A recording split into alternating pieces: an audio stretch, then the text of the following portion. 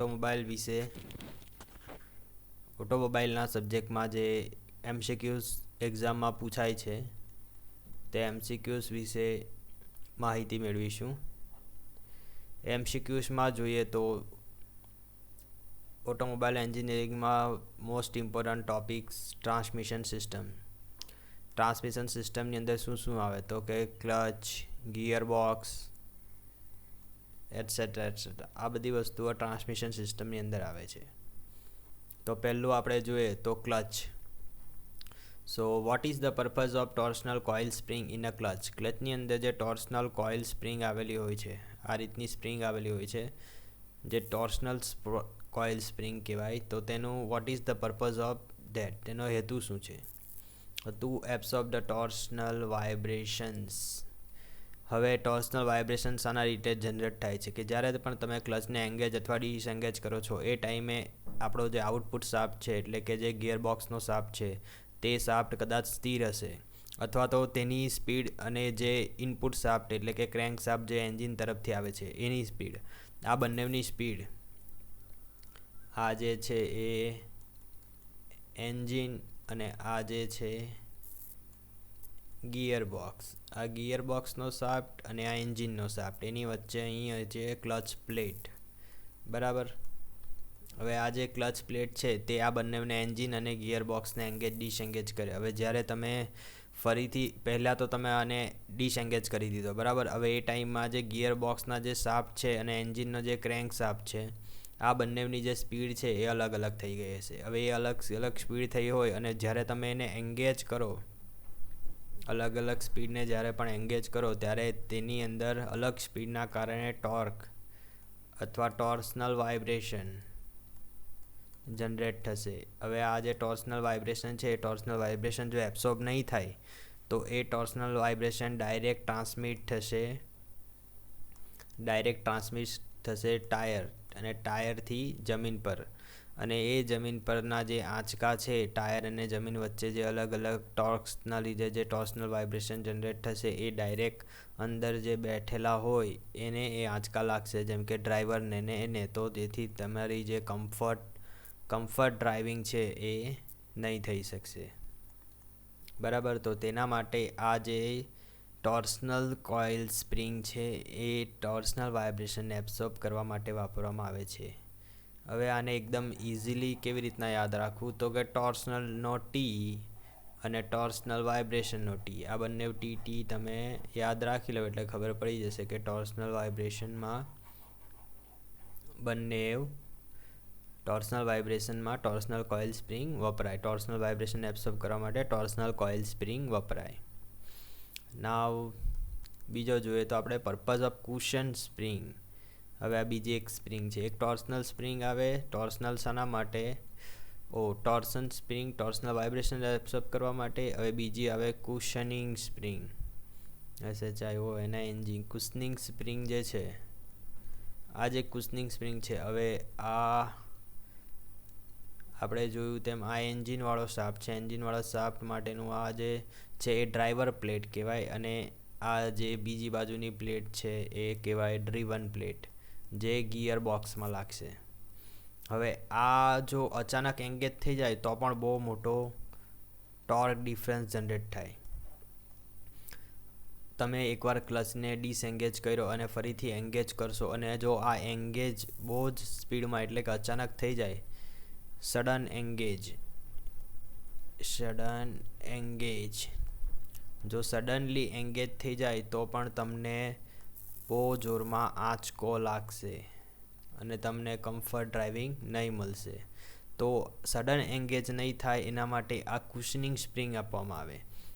એટલે કે આ એક પ્લેટ છે, આ બીજી પ્લેટ છે, તો તેની ઉપર આ રીતની થોડી કુશનિંગ સ્પ્રિંગ હોય છે.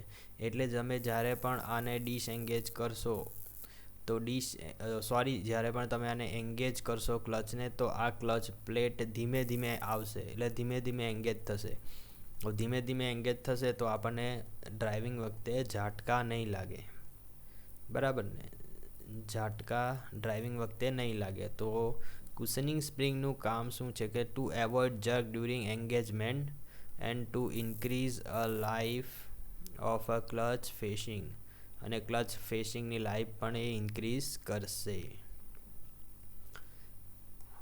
હવે બીજું જોઈએ તો ક્લચ ઇઝ લોકેટેડ બિટવીન. એ તમને બતાવી દીધું છે કે ક્લચ કોની વચ્ચે લોકેટ થયેલો હોય. તો કે એક તરફ એન્જિન હોય અને બીજી બાજુ ગિયરબોક્સ હોય. એન્જિન અને ગિયરબોક્સની વચ્ચે ક્લચ લોકેટ થયેલો હોય.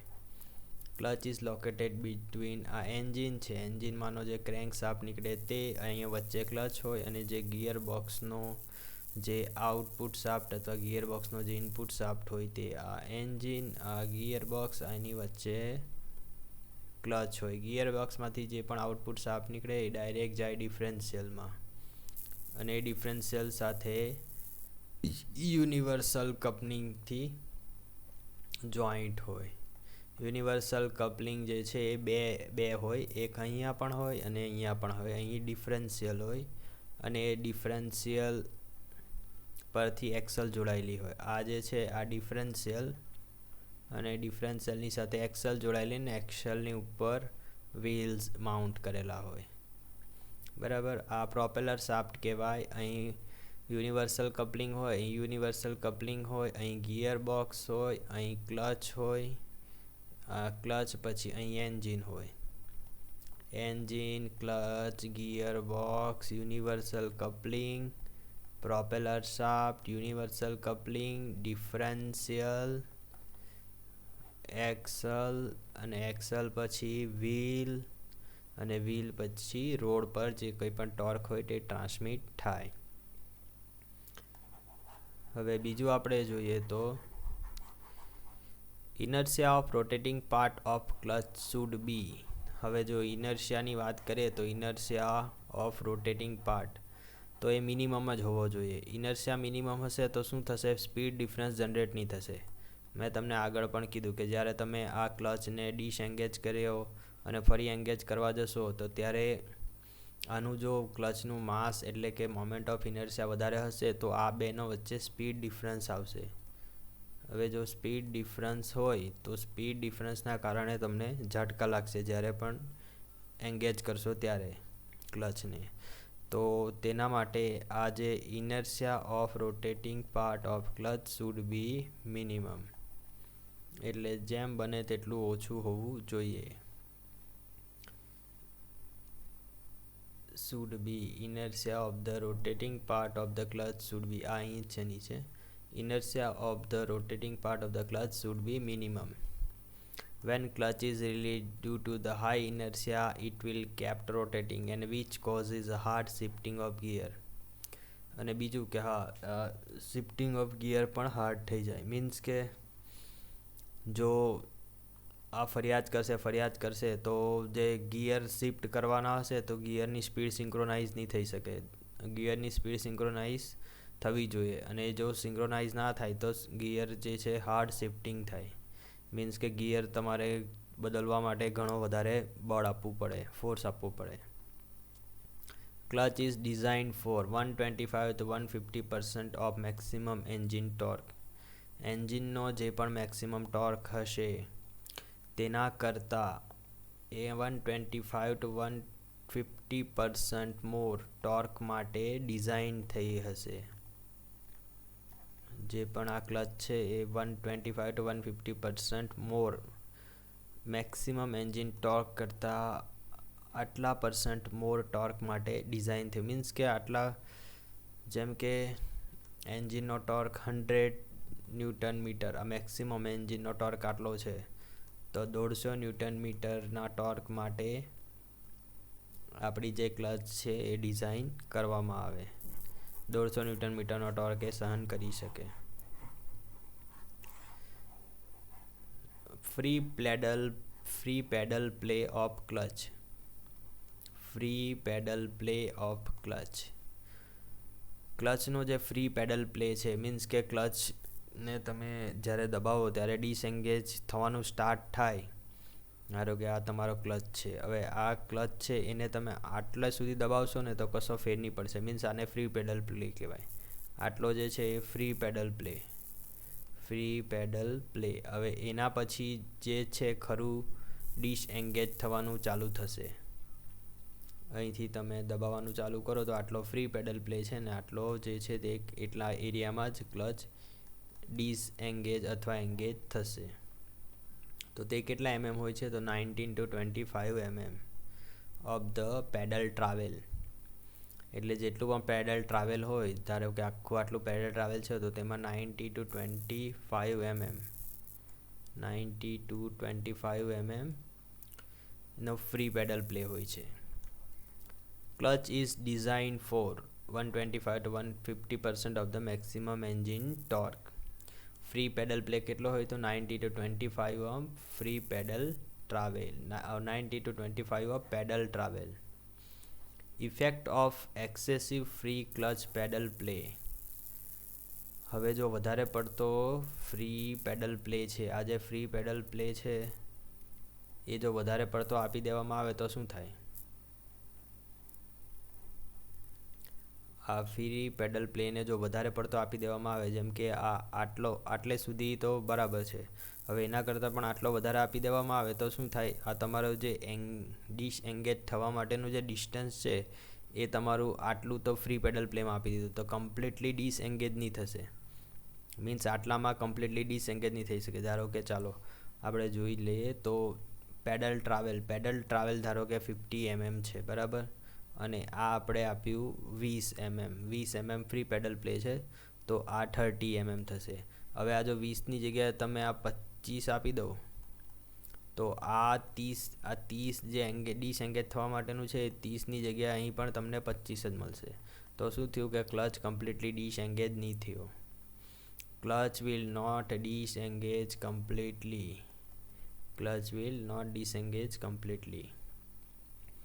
લેસ ફ્રી પેડલ પ્લે આપે તો clutch will not engage completely. પહેલામાં ડિસએંગેજ કમ્પ્લીટલી નહીં થાય તો આમાં એંગેજ કમ્પ્લીટલી નહીં થાય. લેસ ફ્રી પેડલ પ્લે, જો ફ્રી પેડલ પ્લે ઓછો આપી દે તો clutch will not engage completely. Coefficient of friction for clutch facing is 0.4. Clutch facing માટેનો કોએફિશિયન્ટ ઓફ ફ્રિક્શન 0.4 હશે. Maximum axial force a driver can apply to clutch without fatigue. એટલે થાક્યા વગર કેટલો એક્સિયલ ફોર્સ ડ્રાઈવર આપી શકે તો કે 10 ન્યૂટનનો, 10 newton. Clutch design to transmit maximum torque 150% of the maximum engine torque. Cushioning speed શું કરે? કુશનિંગ સ્પ્રિંગ જે છે એ use to reduce a jerky start. બરાબર, જ્યારે તમે ગાડીને ઉઠાવો તે ટાઈમે જર્કી સ્ટાર્ટ એટલે કે બહુ જોરમાં આંચકો નહીં લાગે, તો તેના માટે કુશનિંગ સ્પ્રિંગ. અને ટોર્સનલ વાઇબ્રેશન માટે torsional spring. Maximum intensity of pressure clutch facing can withstand without damage. Damage કર્યા વગર કેટલું ઇન્ટેન્સિટી ઓફ પ્રેશર એ ક્લચ વિથસ્ટેન્ડ કરી શકે તો કે 100 કિલોપાસ્કલ. 100 કિલોપાસ્કલનું પ્રેશર એ વિથસ્ટેન્ડ કરી શકે. ક્લચ ફેસિંગ નીચે છે. આ clutch facing attach to the plate by. ક્લચની જે ફેસિંગ આવે, ફ્રિક્શન સરફેસ આવે, એ ફ્રિક્શન સરફેસ આપણે ક્લચની જે પ્લેટ છે તેની સાથે કેવી રીતના અટેચ કરેલી હોય તો બ્રાસ અને સ્ટીલ રિવેટ વડે. બ્રાસ એન્ડ સ્ટીલ રિવેટ એના સાથે અટેચ કરેલી હોય. Part of cover assembly that hold the pressure plate against the clutch plate are spring. Pressure plate અને ક્લચ પ્લેટ આ જે બંનેને વચ્ચે એસેમ્બલી હોય તેને હોલ્ડ કેવી રીતના કરે તો કે સ્પ્રિંગ વડે હોલ્ડ કરવામાં આવે. Clutch drag is caused by excessive free pedal play. Clutch drag એટલે ઘસડાવવું. ગુજરાતીમાં આપણે જોઈએ તો ઘસડાવવું. હવે ઘસડાય ક્યારે? કે જ્યારે તમારો જે ક્લચ છે એ ટોટલી ડિસએંગેજ નહીં થાય. મીન્સ કે આટલું આ ફ્રી પેડલ પ્લે છે, આ ટોટલ પેડલ પ્લે છે, અને આ ડિસએંગેજ માટેનું છે. હવે જો આ તમે વધારે પડતું આપી દીધું, મીન્સ કે એક્સેસિવ ફ્રી પેડલ પ્લે આપી દીધું. એક્સેસિવ ફ્રી પેડલ પ્લે જો તમે આપી દીધું, આ એક્સેસિવ ફ્રી પેડલ પ્લે આપી દીધું તો ક્લચ કમ્પ્લીટલી ડિસએંગેજ નહીં થાય, અને ડિસએંગેજ જો કમ્પ્લીટલી નહીં થયો તો ક્લચ ઘસડાશે. ક્લચ શું થશે? ક્લચ ઘસડાશે.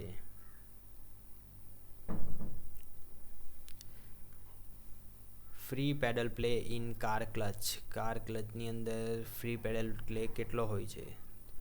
તો કે 25 mm, actually 90 to 25 mm. Thrust bearing come into contact with release lever when clutch pedal is pressed. જ્યારે પણ ક્લચ પેડલ પ્રેસ કરવામાં આવે ત્યારે શું થાય? થ્રસ્ટ બેરિંગ છે તે come in to contact with the release lever. Thrust bearing is come in to contact with the release lever. Clutch slip caused by. હવે સ્લીપ શાના માટે થશે ક્લચ?